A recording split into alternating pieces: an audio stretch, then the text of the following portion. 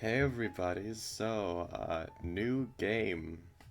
Another new game. I'm really putting myself in torturous situations here. But I guess I have to answer. Not really answer, but I have to talk about this. Um, it's basically, I haven't. Reason I've been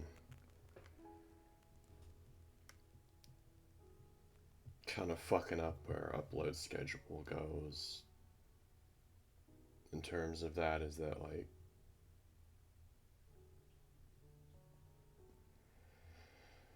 well, it comes down to my mental state being fucking run over with a runaway train out of nowhere by this one series I was watching. And I had to stop watching because it was legit fucking up my mental state. So that's why my upload schedule has been pretty fucky. But hopefully, now that I've stopped watching it, it'll be good and everything will go back to normal. I hope at least, but you can never tell with shit like that. Let's just get into it. This is Violet Memoir, and I played the first update of this back when it came out. I remember when, but probably 2019, I think. I don't know, but it's been a minute, basically. And, I remember liking it, and it was really long already. So let's just get into it. New game. Oh boy. That's your warning right there. Disclaimer: this story contains themes of abuse, violence, bullying, trauma, death. Okay. Yeah, please listen to this disclaimer. Please. If you actually need to listen to it. I don't know. I don't know what your life's like, so I just do what you want, I guess. Total darkness envelops me, leaving me stranded in the lonely void. The air around me is dry but cold as I was surrounded by an icy I don't remember this. Probably because it's been fucking years. But I'm not completely alone. A single beam of light pierces through the darkness.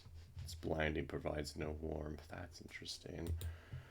Ears ring in the almost complete silence. The only noise are my own breathing, the soft pattern of my tear. What? They're falling on the ground or something?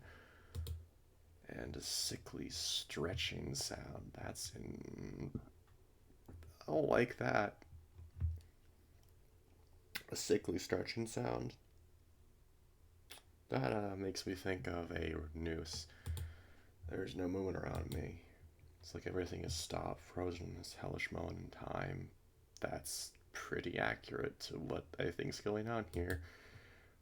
Reality of the situation is pressing down on me, crushing me under its pressure. There are no words, nothing left to be said. It's all over. It's.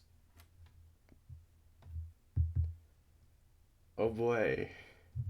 So if what just happened there is what I'm correct in assuming just happened there, then yeah, that warning wasn't lying.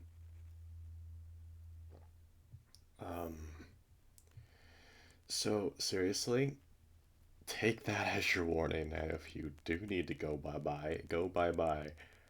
Just do it. Just go bye bye, please. Just don't stay if you have trouble with that stuff, I guess.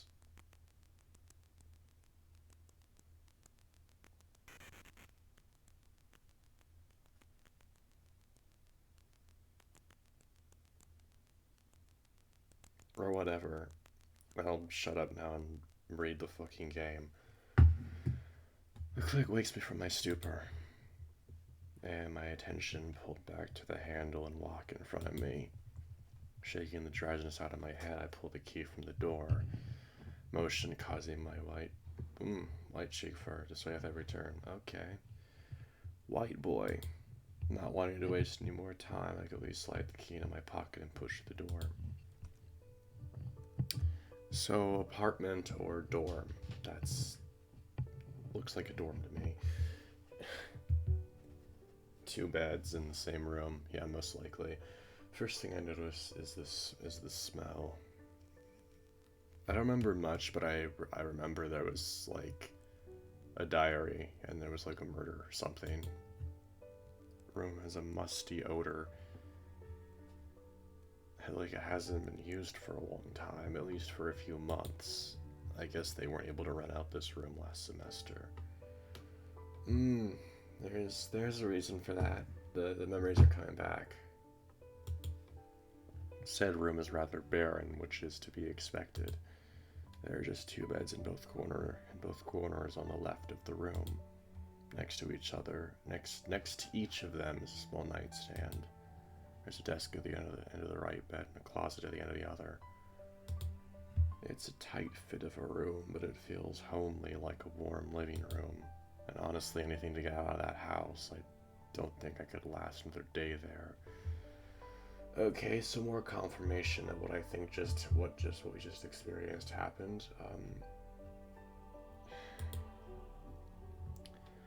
I suddenly feel a wave of guilt and sadness pass through me at the thought of abandoning my parents in that house. More evidence to support my theory, but I couldn't stay there any longer. I think it's pretty much positive what happened now. Mom was crying, but I could see she understood. I can't imagine they like staying there either. After all, they're almost always away on business trips. Thinking of the house makes my chest tighten and I grip the doorknob tighter. My claws almost scratched into the metal. Grit my teeth and force myself to move. I can't become stagnant. Yeah, that's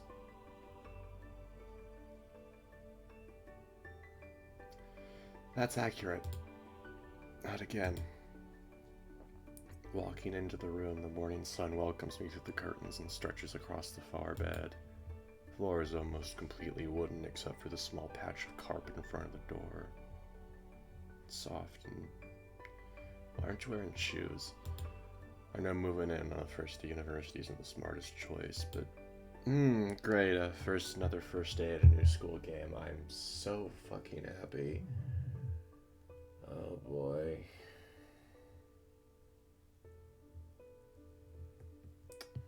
Leaving that house is hard. It holds you there. And snares you, strips you of everything. I couldn't just leave. Not with things how they were. But in the end I had to. I ran out of time. I'm always... Bing. Alerted my phone, snaps me out of my thoughts again.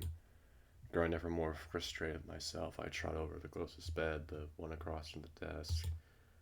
My new bed. Leaning my carry bag against my bed and placing my laptop bag on top of it, I pull out my phone. 9 a.m. Only an hour before my first class of the day. Jesus, you're calling it close. When I check the alerts, just a few texts from Mom. The great day, make sure you send photos of your new room. Love it, love you. Oh, and don't drink too much. Or do drugs. Well, at least not any bad ones. Okay, they're all bad. Well, it's just a small thing, but for some reason I can't help but feel my eyes watering. Guess I really am growing up. Oh. But I can't just settle for getting older. I came here with a single goal in mind, a fresh start. A place where I can be a new me, find some friends, find a hobby, and if I'm lucky, find a goal in life. Oof, we're dealing with someone that's gay. Maybe. Oh boy, single Pringle. I just don't want to be the same person who walked out of that house yesterday. I will say so far.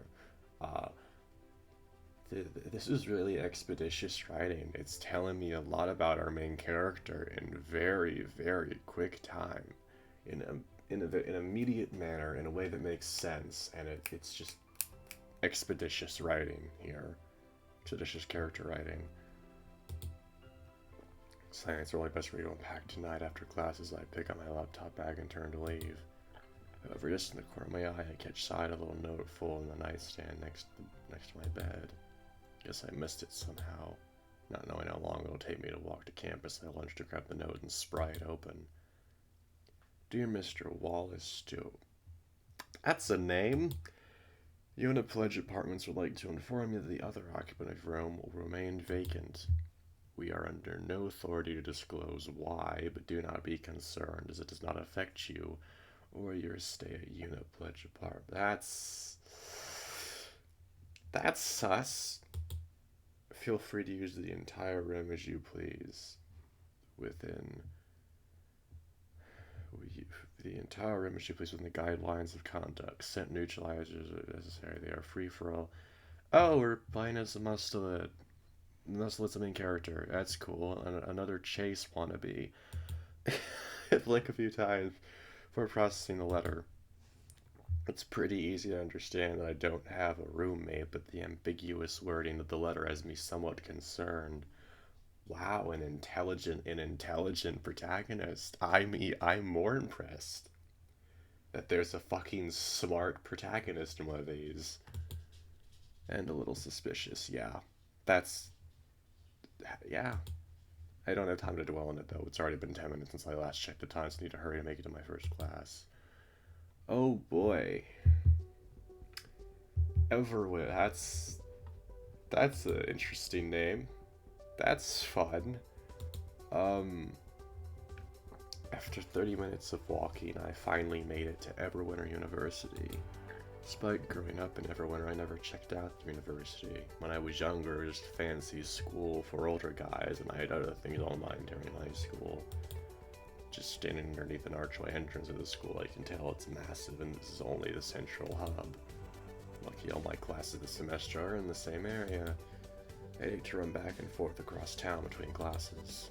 Fortunately, I have 4 classes on Monday, and I have no idea where any of those are. Oh boy, you should have fucking, I don't know, planned. First to waste time trying to find each of them so I don't get to explore campus and see what it has in store. Maybe another day. Most of the classes are more introductory, just the teachers introduce themselves and giving a synopsis of what we can expect of our course during our semester. The first 3 classes are indistinguishable from each other. To be honest, it's hard to pay much attention. As I leave my literature class, ooh, yeah, that's fun. I can't help but think of my day so far. Biology at 10 a.m. Economics at 12:45, and literature at 3. Oh boy. Those are Monday was a little tiring. Mondays are always whatever. Especially is my busiest day, but I will admit, even though the classes are boring, it is rather exciting to experience college for the first time. College is a fucking trap. It really is, it's a fucking trap. My final class today is in Media and Communications, 4:30 to 5:45. An elective class I chose as a break for some of my more intensive classes. Something fun, I hope. I don't think that's gonna happen. There are people there. Stand outside the door of the lecture hall. Instead of walking in, I can't help but just stare at the door handles. My own reflection is warped heavily around the long vertical cylinders, and he looks a bit nervous. A lot nervous, actually. Social anxiety. Great. Minutes pass as I stand frozen in front of the double doors, as if waiting for something that even I'm not aware of. There's the occasional student walking past behind me. The light pattering of steps sounds like clock hands, adding to the already tense ambience. For some reason, this door is ominous, like a turning point in my life. In a way, I guess it is. It's the end of my first day at university. It's a big step. Try to run a lot of justification to my as to why it really isn't a big deal.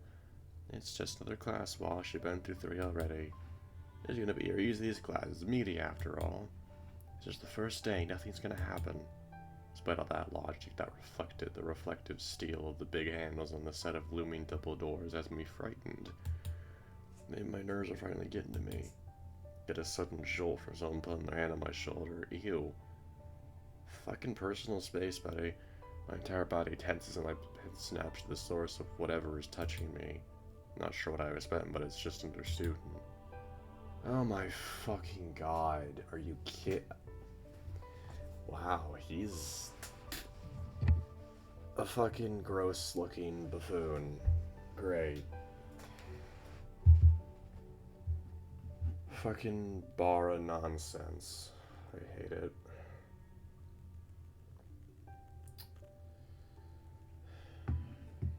A rather tall otter. Much taller than me, though I guess that's particularly hard, but this guy looks like a monolith. Well, I'm 6'3", so I don't know. It looks to be over 6.5 feet, if not bigger. Oof. He's wearing a large grin on his face, his teeth poking through, giving him a confident but approachable look. Blue eye, gray eye, blue eyes, that's fucking great. My god, I hate this dude. I literally just met him and I don't like him, I don't like him already. That's about what I was expecting, honestly.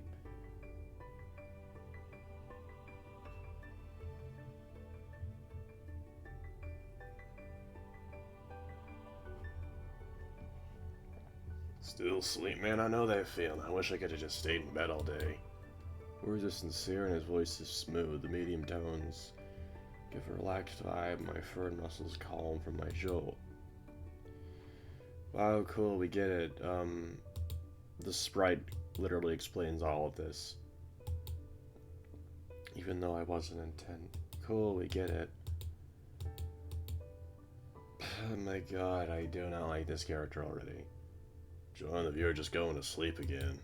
Man, I've been staring a bit too long. Feel the neck fur rise back up, and I look away toward the door once again. Right ear flicks as the heat now rises, turning the insides completely pink. Oh cool, we have realism. With fucking furries for some reason. Oh boy. All I hear in response is a light chuckle, and I see his paw reaching out and grabbing the handle. His grip is strong, able to feel the power behind it. We get it, he's fucking strong. Hey, come on now, you missed the class, you stand out here.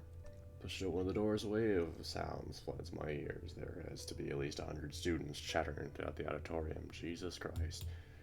No, I shouldn't still be surprised with the size of these classes, but it's just so much more than I expected. It's so different from high school. Well, of course it is. Out of the corner of my eye, I catch movement coming from the otter next to me. Gives me a pat in the back. Ugh. Don't fucking touch people you don't know. And I went before trying to lecture hall, surprising me with a sneaky bump with his... Yeah, I don't like him. He's a fucking creep. That last part hits with an impact, and I stumble a few steps into the classroom, both from the suddenness and his size. My stare lingers after him as he walks away, the boisterous attitude still exuding, thick tail switching back and forth behind him is... Jesus Christ, I don't care. A strange guy, more like a fucking creep. His demeanor is infectious. No suspenseful thoughts from before are long gone, his previous excitement for this new experience returning.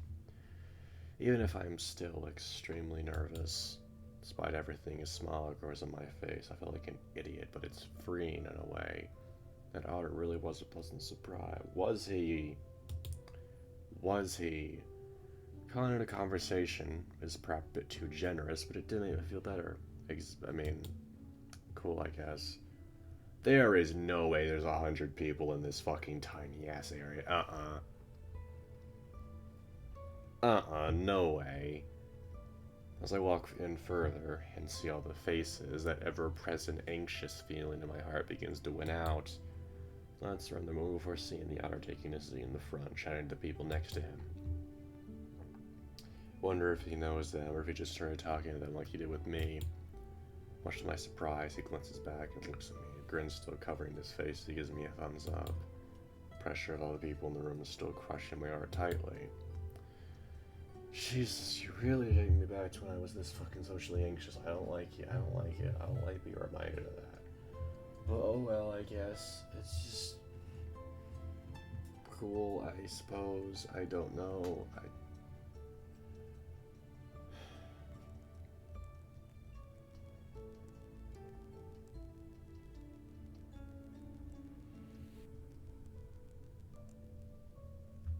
I'm just really out of it, is all.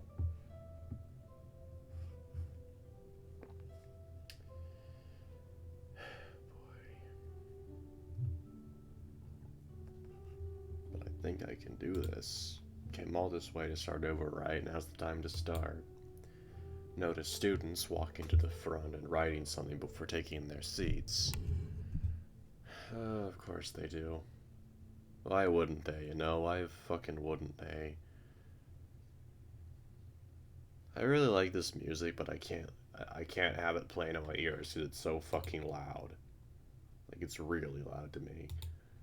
I know a student, I think I read that. Not really know what I'm supposed to do for this class, I just follow the example of everyone else. When I reach the front of the line, I see it's some kind of sign-in sheet. None of my other classes have required attendance. In fact, it's one of the reasons my parents wanted me to come to this university. Thought if I wasn't so pressured to go to every class, I wouldn't stress myself out so as often. Like most of my other classes, there's no sitting order at all. I'll just sit wherever I can find a spot. Oh boy. Slowly walking up the rows of the lecture hall, I spot an empty seat at the end of one of the top rows.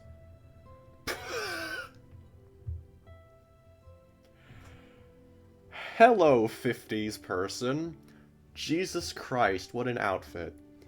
It's right in front of a rather intimidating possum.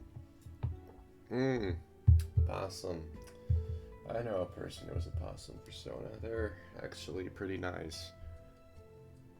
He's wearing a leather jacket and his piercings catch my attention. Looks like a piece of his ear is missing too. An intruding thought of someone sneaking into a lecture to find a target to mug fills me with a bit of fear despite its nonsensical nature. Jesus, dude. That's a fucked up thought. Try not to make eye contact as they creep up to the empty seat. When I get closer, I can see he's already writing something down. Top of his desk with a large book and a smaller notebook next to it with a few pens lined up to the side. He's dating and titling the top of the first page. Looks like he's more prepared than everyone else. I look at a few of the surrounding students and see no one else has anything close to this setup. Suddenly feel like a gigantic idiot for judging him, wanting to smack myself in the head. Oh boy, the amount of times I have felt that mood. Yep. We're all here to learn after all. But his attire and intimidating demeanor made me feel like I shouldn't make eye contact with him.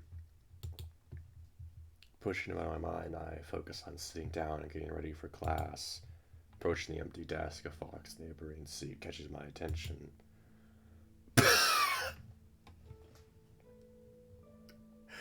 Okay, Tagami looking ass. I think that's the dude's name. Jesus Christ. Okay then. This gives off such, yeah, that dude, the dude in fucking Danganronpa vibes. Good grief. He's looking a lot more polished and cleaned up than most of the other students here. He's wearing a gray vest with a blue undershirt, the collar neatly folded and leads down to a pink tie. Despite how proper he's looking, he also somehow looks disheveled at the same time. His combed hair fur is just a little too messy. There's more than a few wrinkles in his shirt, and some of his buttons aren't even as if he's roughly forced them into their slots. Pretty sure his tie has a clip-on too. Not everyone knows how to fucking tie a tie, you idiot. He's looking at me with an annoyed expression. Oh yeah. Yeah, total Tagami vibes. Jesus Christ.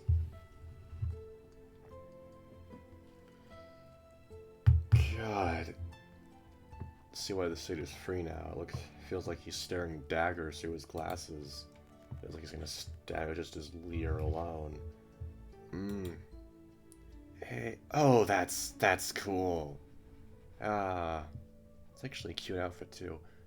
Hey, his ice-cold eyes are unwavering. I feel my nerves cracking as his gaze slices into me. Against my wishes, my hands begin to fidget out of my waist. If I didn't scream nervous, I certainly do now. Is this seat free? After saying, I just stare at him expectantly but he doesn't respond for what feels like an eternity. Eventually, he shovels over, which is unnecessary as he is, as we have separate seats. We're looking at him with a rather bored expression. Fine. That dismissive tone might hurt more than his stare, but despite everything else, I can't help but feel a wave of relief. Doesn't seem like he's all that bothered by me specifically. His attitude might come off as hostile, but I don't think he's malicious. Now that I'm seated, the fox acts like I no longer exist. I'm not sure if this is better or worse. Psst. That's the thing.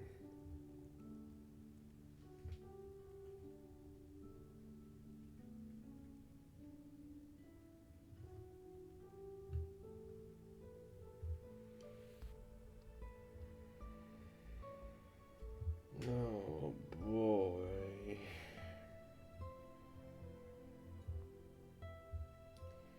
Everything's just a mess, really. I mean, good grief. Class is mostly the same boring, recycled introductory lesson that I've been getting all day. At least until the final 10 minutes, but the professor, an uncomfortably thin ocelot, gets our attention for one final announcement.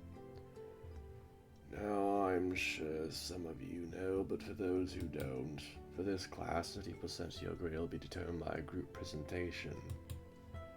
Oh boy, that's interesting. Holy shit, we're only 26 minutes in, what? Bruh, okay. As the ocelot speaks, his excited gestures contrast his spindly frame.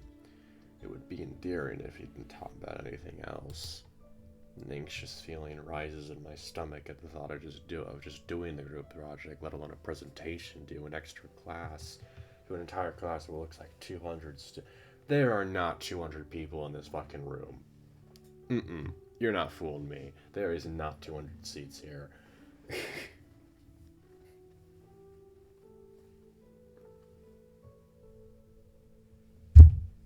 Oh, Jesus. Taking a glance over, the fox sitting next to me is looking even more agitated than he did before. Someone else with anxiety. He's cupping his head like he has a migraine, his ears poking to the gas between his fingers. Never try talking to him before ultimately deciding it's not the greatest idea. My attention is dragged back to the teacher as he continues on.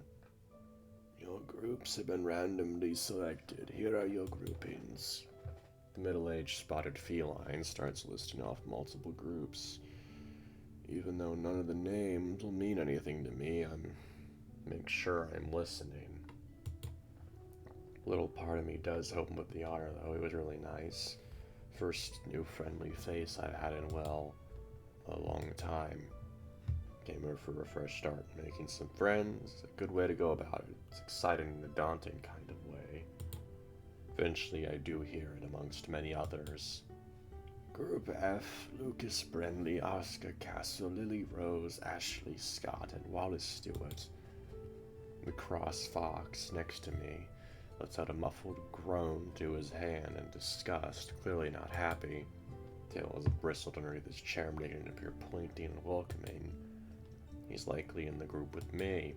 I choose myself, but I feel like I wouldn't exactly get a warm welcome. You'll be meeting with your groups on Wednesday, but do feel free to contact them before then. All of your fellow project members. Student emails will be sent to you within the hour. Next session will be completely dedicated to outlining your presentation and what would be expected. But that's it for the first lecture. I hope you had a wonderful first day of the semester. Dismissed. Burst of movement as everyone rushes to get out of the class. Oh boy. Ignoring the rush and moon around me, I stretch out my back as I stand up, feeling my spine click in a satisfying way. Man, I didn't realize how hunched over I'd been all day. I bet my laptop when my eyes are drawn to the student sitting next to me. Its aggressive aura is catching my attention. Fox next to me is seething as he quickly stuffs his books into his bag. Looks agitated much more than someone should be. No, I should just leave this alone, but... Hey, are you, is everything alright? You seem kind of upset. My eyes burn intensely, embarrassment flooding all my senses. Everything heat up as if 1,000 eyes turn toward me, even though I know no one cares. Moments stop as he twists his head to look at me, and those cutting eyes of his staring directly into mine. After a short motion of my shock, they start to soften. like much sadder now, and I can't help but wonder if I made everything worse. To my surprise, however, he addressed me for the first time since that dismissive response from earlier. No, it's fine. I just don't like presentations. There's obviously more to it, but he doesn't seem to want to share. His voice is softer, but there's still that cool edge to it, like he's cautious of me. Got an accent I didn't notice earlier, but it's subdued, but it sounds southern. It's like he's actively trying to articulate his words to compensate, but it's still recognizable. We have got a British writer. I think the most standout part was his tone, the somberness. Oh yeah, definitely British. Somberness, and it holds a lot of weight. It's then that I notice that the charcoal black fur behind his glasses is matted down as if he's been crying recently. Very familiar feeling tightens my throat. I want to reach out and comfort him, but there are too many walls between us. Be hollow too. I don't know what he's feeling. Much as I wish I could say something to make him feel better, it's best I don't bother him any further. My eyes are lingering on the fox as I walk away. Attention returns to his back, but his movements look slower now. Probably should be paying attention to what I'm doing rather than focusing on the fox. Instead, I end up snagging the strap of my laptop bag onto the corner of the desk. Jolt forces my head forward as my shoulder is yanked back. Jesus, out. Probably look ridiculous, but it's also sudden that I lose my balance. Shock fills me as I stumble on the stairs, falling forward. Bracing myself, I slip my arms around my head and close my eyes reflexively. There's no time to think, only quick thoughts that pan before I slam against the ground. Or at least I should have. Suddenly stop my place and I hear another pain grunt in front of me. Seconds roll by before I finally open my eyes. Where there should have been steps in front of me, I see a smooth, dark fabric instead. There's some dumb reason my brain immediately goes to the idea that the floor is made out of leather. Being pushed back, only now I notice my arms are being held. I don't understand what's obviously happened. I look up to see a marsupial's face. My eyes are wide and a concerned expression is swept across his face. Jesus fuck, are you okay? For a second I think he has a slightly raspy voice, but he smokes a bit. Then I realize I think I just pushed the air out of him as he caught me. Oh yeah, I wasn't looking where I was going. Sorry, my bad. Yeah, I saw. Barely time to catch you before you ate shit. It's only as I stand to sit up. It's only as I shift to stand up straight that I realize that he's still holding my arms softly. Brushing his skin against my fur is the one I'm used to feeling, and I can't help but feel a shiver on my back. Pink skin in his hands is rough, like it's been worn down. The stark contrast to his gentle touch. Drops him at this point, looking relieved that I'm okay. There doesn't look to be an ounce of embarrassment on his face. Liking his resolve, I look around the room for anyone staring at us, but there's only glances from curious onlookers. Guess they're lost in their own worlds. They're just good at hiding it. Adjusting the strap on my shoulder that nearly fell off, I realized my laptop would have still kept swinging. Swelling and feeling a panic, I looked down to check. All the embarrassment from earlier vanishing as this warrior replaces it. My laptop bag was completely fine, hovering just a short distance away up from the stairs.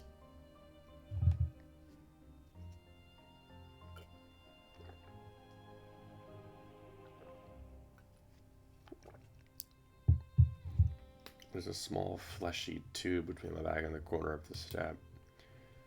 It takes me a few moments to realize that between them is my savior's tail.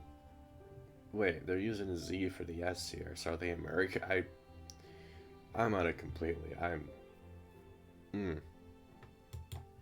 Guilt swells up my chest again as I frantically tuck my bag away, shoving it back behind me. Oh my god, I'm so sorry, you okay? Panic voice and worried expression. The first response again is a deep chuckle. Whoa, calm down there, kid.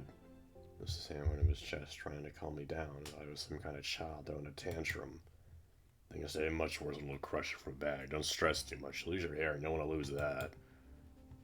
Emphasizes the point, he flicks his tail around in front of him. It looks slightly red where it got wedged, but otherwise it looks fine. Or it's like a bitch, but it's harmless otherwise. That guilt in my chest stirs a bit more at that, but he has a toothy smile on his face. It makes it hard to stay sad. Seemed really intimidating when I first saw him, looking like a thug than a student. But he's actually quite charming and nice. He still gives off a gruff, intimidating image, but he doesn't seem very aggressive at all. Shouldn't have judged him so quickly. You don't say. Despite being full of worry, I try to return his smile as best I can. Must look awkward and stilted, but he only nods in approval. There we go, that's what I like to see. That looks too much better, kid. You only commented that earlier, it's only sinking in now. Not exactly insulting or infuriating, but I can't help but feel embarrassed by it. Not really, kid. I'm in college after all. Just turns him around me. Now I'm normal. I have to look to everyone around me. At that, he only seems to cock an eyebrow before giving a snort and turning around. Pulls his bag off his desk and carries what looks like a satchel. Giving me one more look over his shoulder, he walks away with one final remark. Yeah, well, you're a nice guy, kid. Make sure to take care of yourself. Just like that, the conversation's over. Oh boy, interesting. That's fascinating, I guess. I can only watch as he walks up the stairs. Contemplate telling him goodbye, but I feel like it isn't needed. What I do notice, while watching him leave, makes me worry and does worry me and brings back some of that guilt from earlier. He seems to hobble while he walks, clearly limping and favoring his left leg. It's not very subtle. It's as if he completely put all his weight on it. I wonder if I caused that to him before I pushed the thought away. A little shove against him wouldn't have caused that. Didn't even fall over.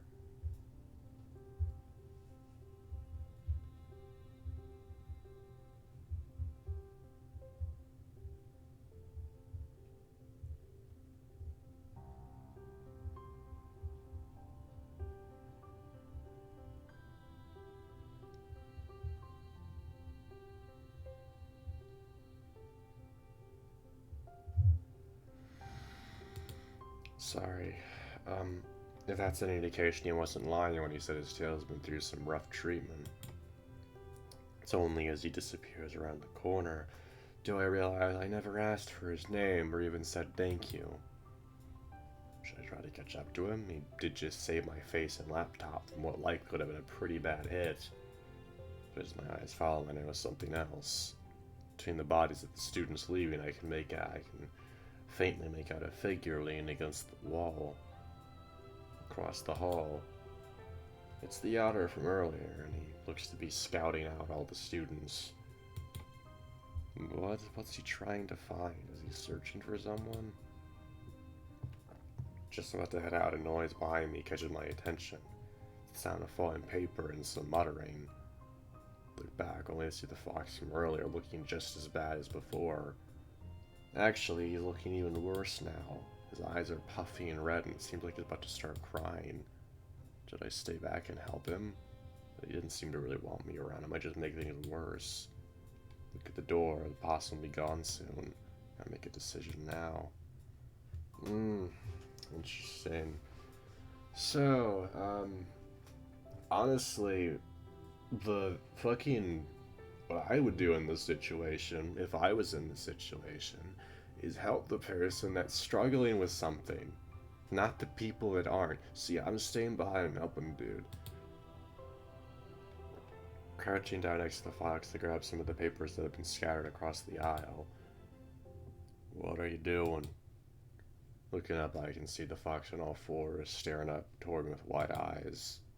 Doesn't look upset, not really, just surprised. Helping? Yeah, I can see that. I'm not blind. I'm asking why.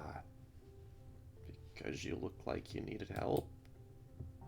His eyes have that harsh, judgmental look in them again. I don't even know if this is his normal face or if but it makes me feel insanely stupid. You have issues, buddy. I mean, obviously he has issues, but jeez. I'm sorry, this fox is really cute now. I don't know why, but it's just cute. I don't know. I don't remember any of their names because I literally only played one update.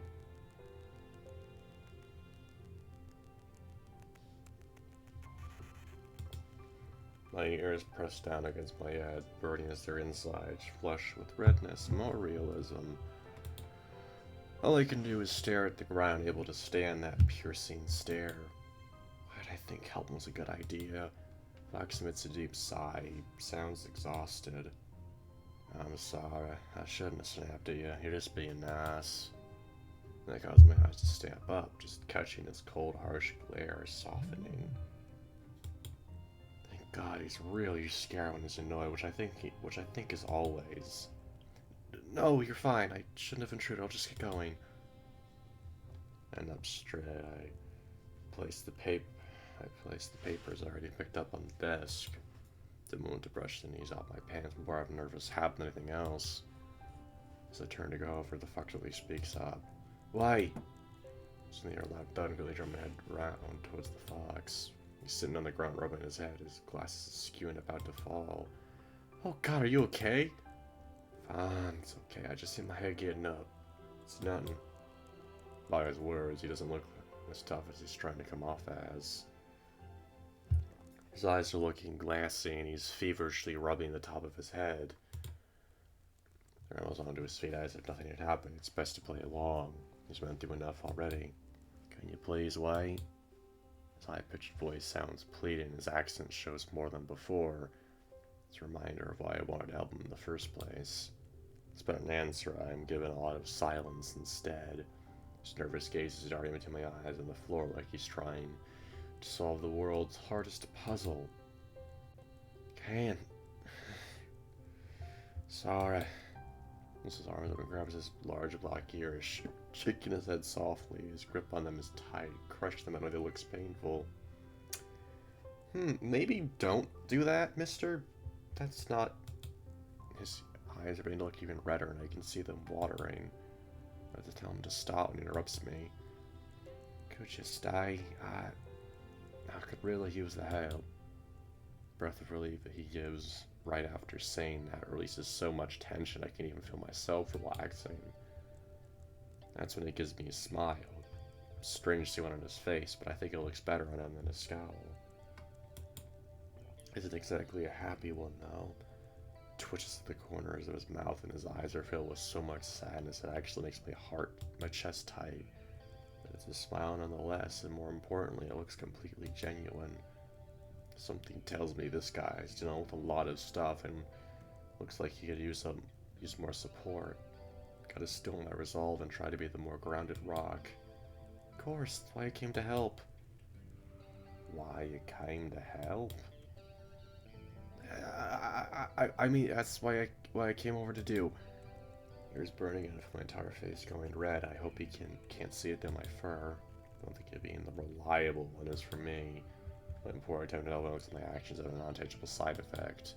Fox lets out a laugh, a full real laugh.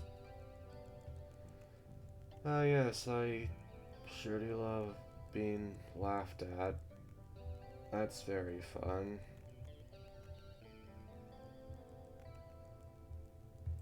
I guess.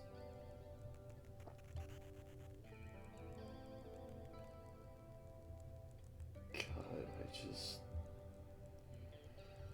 Oh, boy.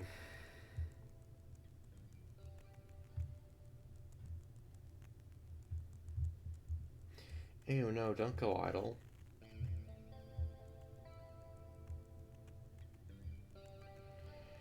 I just really sometimes want to just go away, but other times I'm just like, oh, cool. It's just like, whoa. Even if it's my expense, it feels good to see a happy expression on his face. It's like I can see the sadness fading away. Thank you. Means a lot. Just common courtesy. It's nothing to worry about. Jeez. Bent back down to pick up the last two pieces of paper that are still on the ground. Not just that. Thank you for, Pause causing me to look up, and I catch him clawing at his ears again. Still looks painful as the first time. Must be a nervous habit. Thank you for making me laugh. It's been a really hard day today. No problem. I mean it. I'm happy to help. Laxon lets go of his ears. I'm not really sure what makes him tick, but I'm glad I was able to calm him down. When I get up, the fox leans down, offers his hand to help me out. That catch me by surprise. I thought he'd be the type who hate people touching him. He looks fragile. Though I'm not one to talk. Pretty sure I'm just as much of a twig as him. Oh yeah, I'm very skinny. If anything, this dude. He's reminded me a lot of myself in a way. Take his hand and get pulled up. The fox lets out a groan, which makes me worried. Have I gained weight? Such an absurd random thought that it caused me to snicker slightly. The fox's ears twitch but doesn't say anything. As I hand him the last of the papers, I'm reminded of the sheer amount of pages that fell out. There must have been at least 20 of them. Why do you have so much paper on you anyway? All of them look like they're filled with writing, too. Oh, they're from out of the classes. It's the first day! Yeah, well, some classes are pretty intense right off the bat. Not sure I entirely believe that, but I got no reason to question further. I'm curious about something else, though. Are you a freshman? No, I'm a junior. I'm just taking these classes to improve my GPA. Oh, that's smart. Picking a fun class to boost your grade. It's not fun. Rash lets snap than I expected it. It's like he spits the words and I can feel the venom in him. The venom wasn't directed towards me, though. God, I regret taking this class so much. I should have just taken the history course. They let me do that course online. At least we get to work with the teacher and other students. That'll make it easier, right? Fuck no. God, I wish I didn't come today. Gripping the papers is tightening. His claws almost piercing into the stack. Maybe we should put the papers away before we rip them. That came out a lot more sass than I intended, but it doesn't seem like it annoyed him anymore. If anything, it seems to have calmed him down, if just a little bit. Sighs before pushing the papers into his bag, a little rougher than he probably should. Those are definitely going to be full of mess later. Hopefully he won't mind. Let's just go. Please, I hate it here. Oh yeah, sure. Are you packed up? Yeah, I just didn't clip the bag properly and the papers fell as I got up. His bag's flap into place. Get a good look at it. Looks very old, like a flap of a briefcase with a shoulder sash. Edges are pretty roughed up, and the outer layer of material, which I think is leather, is chipping away. Must be an old hand-me-down from his parents, or maybe even his grandparents. Pulls the sash over his shoulder and almost pushes me out of the way to get out of the lecture hall. Jesus, I wasn't kidding me, such a hated hair. Thankfully, the Volpine doesn't just leave me behind. Cool, you got it right. You got the fucking right terminology. You would be surprised how many fucking furries call foxes canines. Jesus.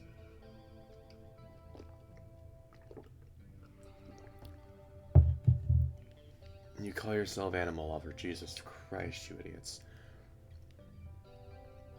He waits at the top of the stairs for me to join him. His eyes have warmed up, no longer giving me that cold stare. I think he's warming up to me. Back to that scowl, but doesn't look upset. As we walk out of the building, he immediately relaxes. The change is so sudden and instant, it's almost frightening. Really don't like being in there, do you? You have no idea. Thanks for helping, by the way. I know I'm not exactly the easiest person to deal with. My eyes widen and my ears shoot up. My hands awkwardly waving in front of me. No, you're fine, I swear. You were clearly uncomfortable. I totally understand. Don't stress about it. Seem to think about that for a few seconds. He looks torn, like he wants to say something, but can't. So again, he grabs his ears tightly. I can almost see his claws piercing the skin. Watching it sends a shudder to my back. Even though my ears are small, it still hurts to even lightly tug them, let alone pull them as hard as that. Hey, why don't... No, it's fine. I can talk. I'm not acting cold and aggressive because I'm uncomfortable. It's just the way I am. I'm not trying to be mean, it just comes out that way. Mom always tells me I have resting bitch face. That is me right now. That is me. That is me in a nutshell. Jesus. Damn, that's rather harsh, don't you think? I don't think you have that. You're not that bad. Oh, I know I do. Doesn't nothing. I'm always so rude to people. Just comes out. That's me. He pushes his face into his hands like he did in class earlier, and his glasses sliding on top of his head. Looks like he has a lot of nervous habits. Oh, so do I. Think you're fine. Maybe a little abrasive, but once we got talking, you weren't so bad. That, again, me. Jesus, stop. It's because I'm very aware of it right now. Once things are back to normal, I'm gonna be just as assholey as always. You know, well, I know you don't mean me being bad by it. Even when I was trying to snake you, I could tell you weren't trying to be malicious. You just give off that vibe. He pulls his hands away and adjusts his glasses back into place. See his face again, the curves of his mouth are curling into a small smile. Thanks. By the way, where are we walking to? Oh! Didn't realize we were still walking. I could actually walk back the way I came. This is the way to my apartment. I'm sorry, I shouldn't have dragged you all this way. There's a light chuckle, it's a little strained, but it feels like that's from leftover stress. It's fine, I live this way too. Were you in the unit pledge by any chance? That's our only university apartment complex this way for quite a bit. Oh yeah, does that mean you live there too? Yeah, glad I know I have a friend. He stops himself mid-sentence, expression scrunching up like he's in pain. Looks like he's about to start ripping his ears off again, so I cut in. It's seriously nice to have a friend in the same apartment building. I haven't had many friends, or any really, so it's really cool to make one on the first day. Was that too sappy? Oh god, I might just made this much more awkward. But it looks more comfortable, relaxing back to that posture you had just a minute ago. I think I made the right choice. Might be a bit too quick to call him a friend, but I will admit some part of me really hopes we can be. During that thought, something dawns on me. If it wasn't for the fact that this fox didn't realize earlier, I'd probably be red as a tomato. What? Hey, He's looking in my direction. He seems to twitch as he waits for my response. Despite his hostility earlier, he's acting rather docile now. It's honestly pretty cute. His auburn eyes catch my attention the most, though. Nothing's changed about them, but they're burning bright like a fire. It's a stark contrast from earlier and utterly breathtaking. Train of thought fades away as I stare into his eyes, watching them shiver in the streetlight and the reflection from his glasses. I barely catch myself before my thoughts completely gone.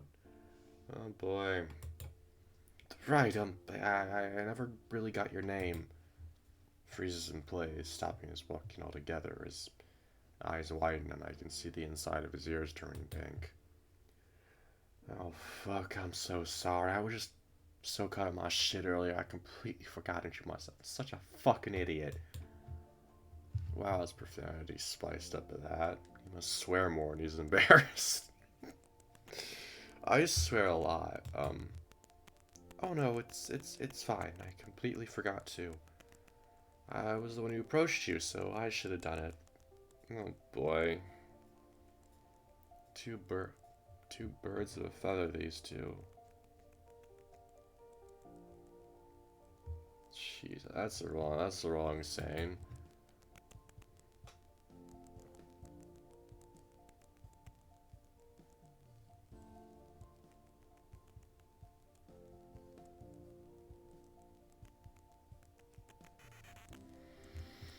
Fretting a bit more than I should. I just really don't want him to start ripping at his ears again. I know he'll do it if I let him. It's my bad, don't worry about it. I'll just introduce myself now. I'm Lucas Brenly. Strains his posture, just his tile looking way too formal for someone come out from a college class.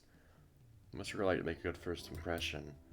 But looking back to the way he acted when I first met him, I doubt that. Wallace Stewart. Please don't shorten it, just Wallace is fine. That's fine by me, I'm not a big fan of nicknames. Just because saying that just for a second before putting it down, his expression conflicted. It's a bit late for a handshake. Suddenly he perks up and pulls out his phone, his ears wiggling and his bushy tail flicking out with excitement. Wow, he really wears his emotions on his sleeve. I completely forgot about his tail now. Pretty contained, likely due to his mood. I don't really know my number, but could I get yours? This is basically the modern handshake. Forcing myself not to giggle at that phrase, I'm barely able to keep my composure. It's like something a 50-year-old would trying to be up with his grandkids would say. Not everyone is technologically literate, you fucking wanker. I'm not, honestly. We finally arrive at the apartment complex. Lucas is looking much calmer, Jesus, than before, and weirdly much more active. His tail is swishing back and forth, and he's generally more animated. Not obvious, though. His arms are by his sides, and he's still got that scowl on his face, but it's little things that give him away. His ears, eyes, and tail, they're constantly flicking about. They really show off his mood. It's actually really cute without realizing it. I'm zooming out watching the little twitches his ear makes. You know, staring is rather rude. There's that snide Tony had before, but it isn't as cold, but it's still there. Just noticed too, because he looks away with a sneer on his face. Sharp canines peeking through the raised lip. Sorry, that came out wrong. Hey, don't worry about it, it's my bad, I was getting distracted. Staring made me feel a bit self-conscious and not used to the attention. Sorry, I didn't mean to make you uncomfortable. Don't apologize, it's really not a problem. Honestly, rather refreshing. People tend to be scared up on me. It feels good to have a friend.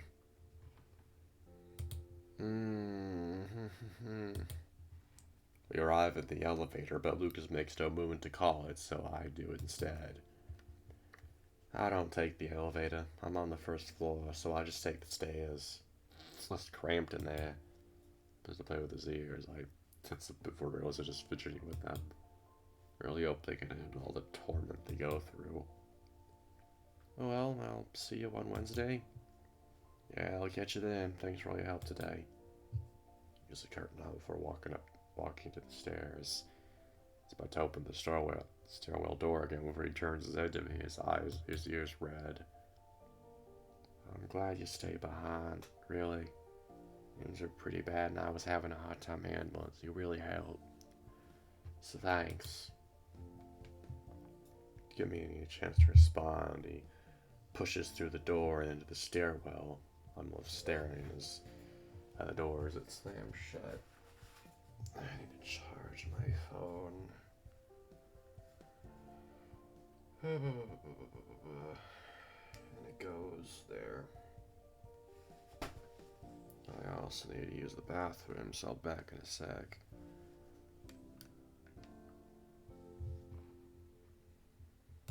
And it's paused. Good.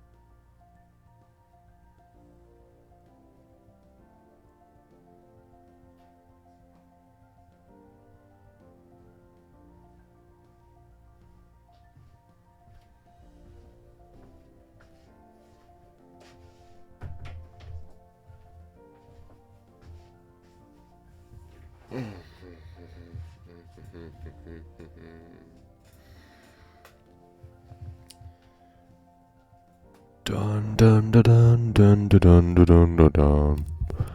the fuck am I doing?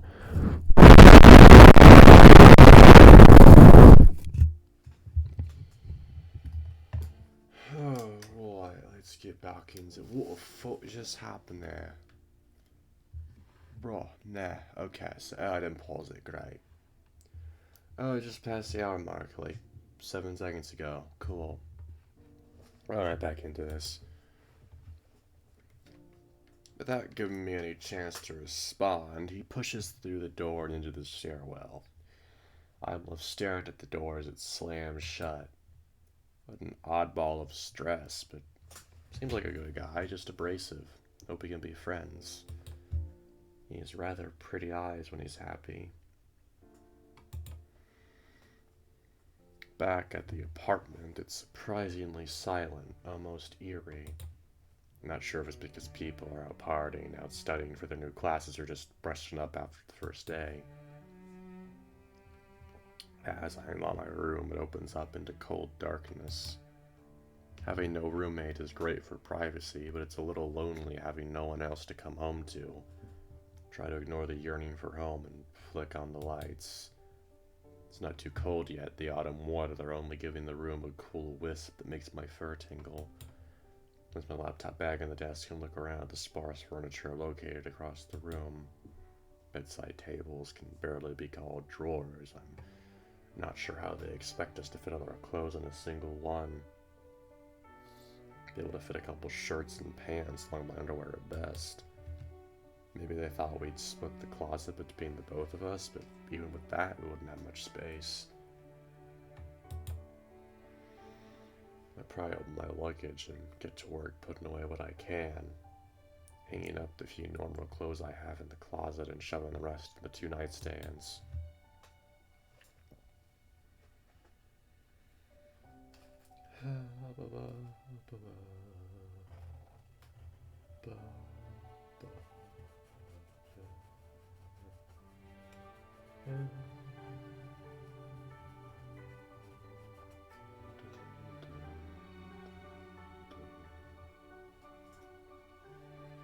After putting away my shirts in the top drawer of my would-be roommate's nightstand, I do the same with my pants, but the bottom drawer won't come out.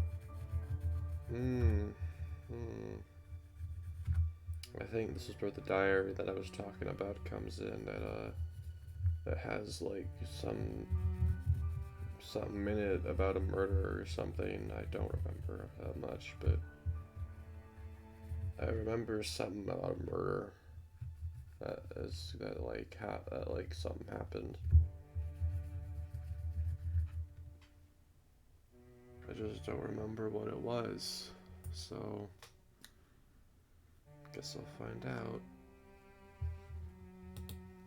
For a second, I wonder if it's locked before realizing that's stupid, because why would only one nightstand have a lock? A few more gentle pulls beginning to lose my patience and put all my weight into dislodging the drawer. God's sake, just come out. Moments away from giving up when I feel it's starting to budge, but before I can celebrate, I'm being flung away into my back. Loud crashing sound thunders throughout the room and a surge of pain runs up my leg. Groaning, I sit up and axe the damage, checking over my leg for any injuries to match the spiking ache running up my shin. But there doesn't look to be any real damage. Instead, I find the entire drawer dislodged from the nightstand next to me. Must have smacked my leg on the way out.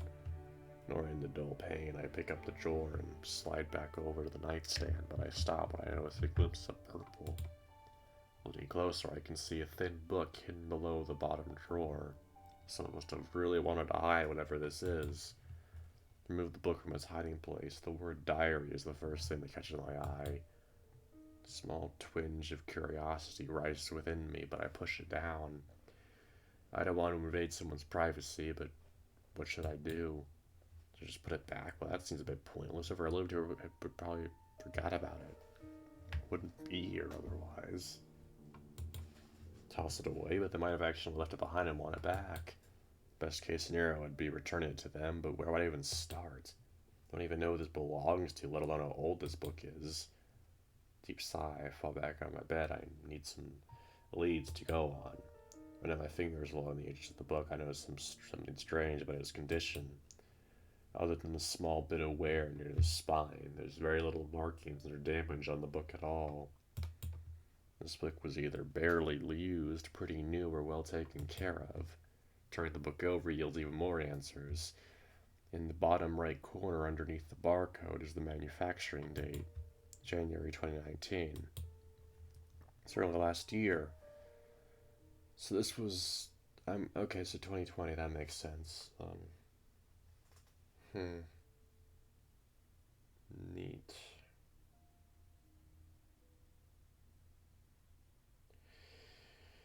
Yep. Neat. That means it's probably belonged to the last resident. They might still have them on file. Springing up from my laying down position, I head out the door with an excited bounce to my step. Walk out of the elevator on the ground floor to the feeling of my earlier vigor dissipating. The light clacking on my claws against the floor makes me nervous. The echo reminded me just how empty the lobby is after dark. So they shoved me a bit closer to the front desk, catching sight of the receptionist. She's a different one from the one that I checked in this morning.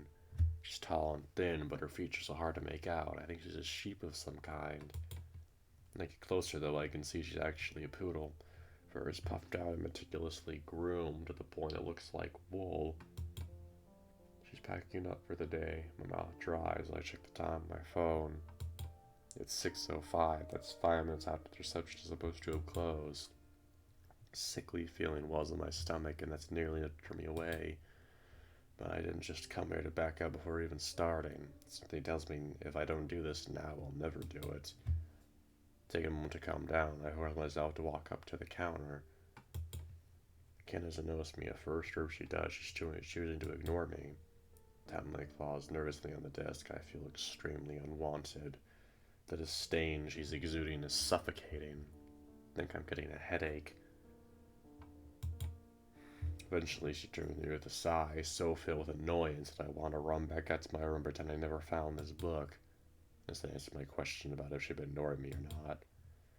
You know the front desk isn't open after 6, right? Now that I can see her face more clearly, she's wearing a tired expression. Bags in her eyes make me feel even more guilty. Yeah, I just needed you to check something for me real fast. I promise it won't take very long. This deal doesn't take very long. After a few seconds of contemplation, she finally sits back in front of the computer. Fine, don't do this again, though. Some of us want to go home.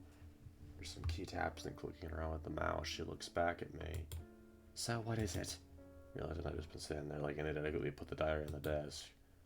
Someone left this in my room. I was hoping I could get their name so I could maybe give it back. I'm in room 603 on side A. I think the person was in side B. It was in the nightstand on that side.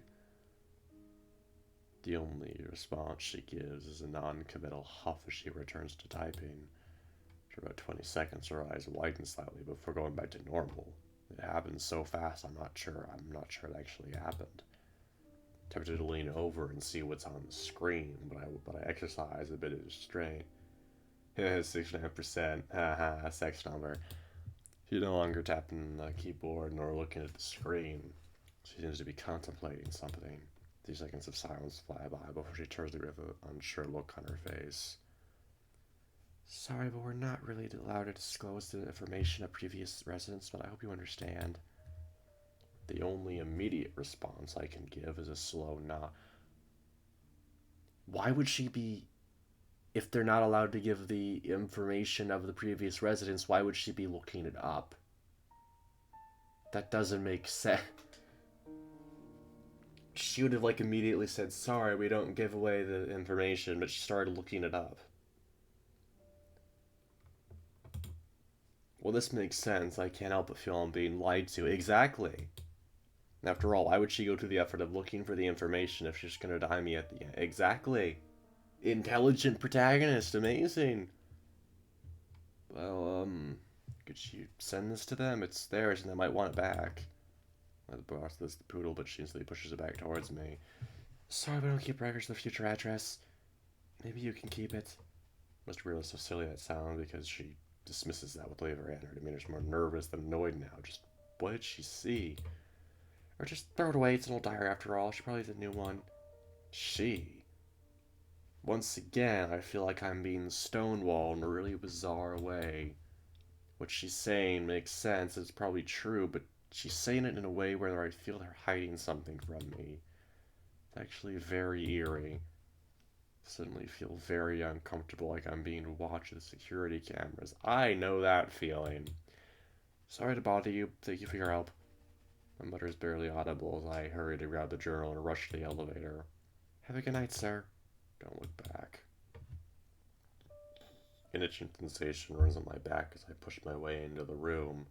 A heavy, uncomfortable feeling crawls up my neck, causing the fur to stand on end. Chuck the diary into the desk and fall haphazardly onto my bed. It's best just ignore it for now. The only problem is underneath me is a pile of pants, the uncomfortable lump pressed into my stomach. When I found the diary, I completely forgot to put them away. Turning my head to the right against the dislodged door leaning against the far nightstand. I'll deal with that later too. Right now I just need him to mellow out. Just a moment.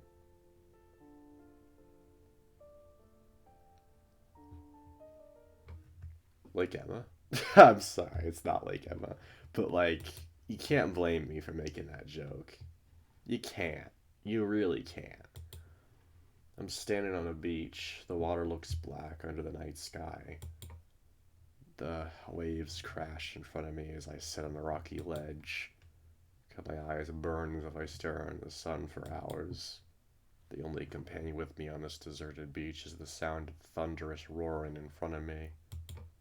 There's a part of me that wants to join in its uproar, to just scream so loud the heavens will quiver. But I can't bring myself to do anything. All I can do is stare down at the phone in my hand, watching my reflection on the empty screen, as if waiting for something. But I can't remember what I'm waiting for. Feels like I've been sitting here for hours. Suddenly my phone lights up and I see a little message pop up. As the alert chimes from my phone, I feel myself lurching upwards. Bing. Boy, so, I'm gonna call it a night there. Yeah, I'm gonna call it a night there, everybody. It's currently 9:30 p.m. on the 17th of February. But yeah, thank you for watching this video. My thoughts so far are this is a really interesting game. There's a lot of really cool, like, character stuff going on here. The writing's really expeditious and gets its point across rather fast. It's good. It's good. I like it. And I honestly really like the main character. He's not an idiot like the majority of visual novel protagonists feels like. So